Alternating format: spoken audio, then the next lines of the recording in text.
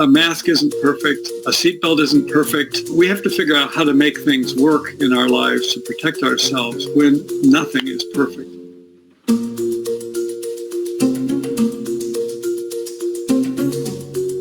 So one of the big misnomers that we get involved with in this mask world or washing your hands world or whatever is people ask the question in perfection terms. Is it possible that I could possibly get infected if I was wearing this kind of mask? Anything is possible, but the question is, how do you reduce the risk?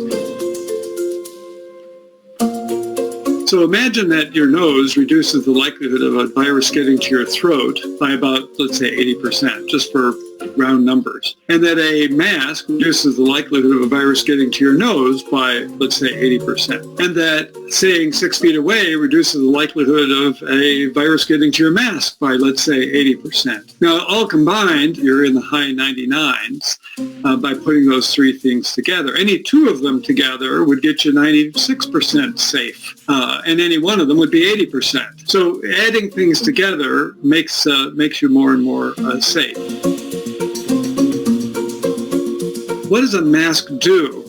If you think about viruses are always dying. Viruses aren't bacteria. Bacteria are always trying to grow. A virus does not grow outside of a body. So the first way to get infected is by touching your face. Even surgeons touch their faces all the time. Everybody does. It's it's humankind.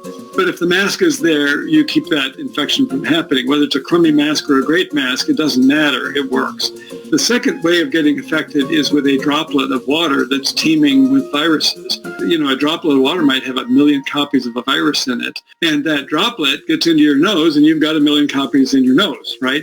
If that droplet hits your mask, even a crummy mask, it stops on the outer layer almost always, and therefore it doesn't get to being a problem. By the time that droplet dries out completely and we just have virus particles, tiny little particles, they're mostly dead because virus particles don't live very well without moisture, right? And therefore, if they did come through the mask, there are one, lot less of them, and two, they're not likely to be infectious anymore by the time they get to you. Now, one of the key components of figuring out how to behave in this whole new world is figuring out where you can be safe and where you're not. If you're a doctor and you're going into the operating room, you behave differently when you're all suited up and scrubbed up than when you're out of the operating room, right? So we need to do that same sort of idea when we're going from our safe house or car out into a shopping center or, for a walk on a crowded street. Don't do anything special when you're in your safe zone. But when you're not in your safe zone, that's when you pay attention to how to not get infected.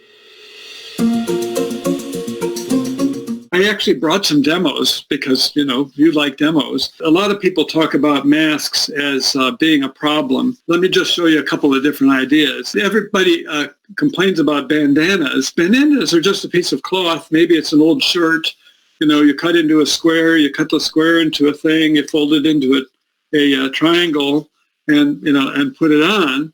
These things are really good. You'll go to the press and on the internet and find that you could, if you put a little cannon full of little particles the size of virus particles, you can blow them right through a 4-layer bandana.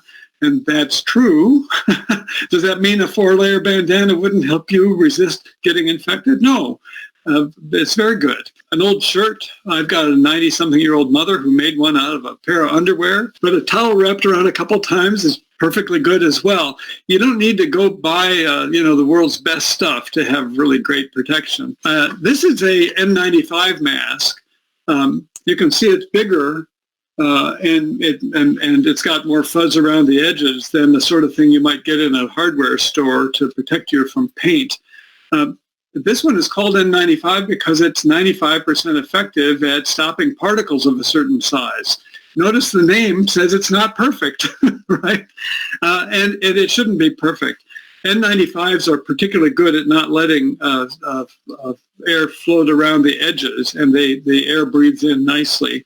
The kind you use for paint aren't quite as good at that, but we wear these all the time in my family. They're cheap, they're easy to come by, they work fine. But a lot of people in my family got involved in making homemade masks, and they start out with this kind.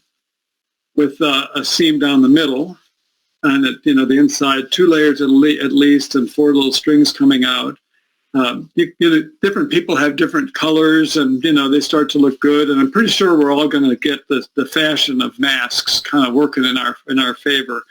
This is my wife's favorite mask now. It's got a sort of a dangly string there, and the idea is you put it over your head this way. Oops, not that way.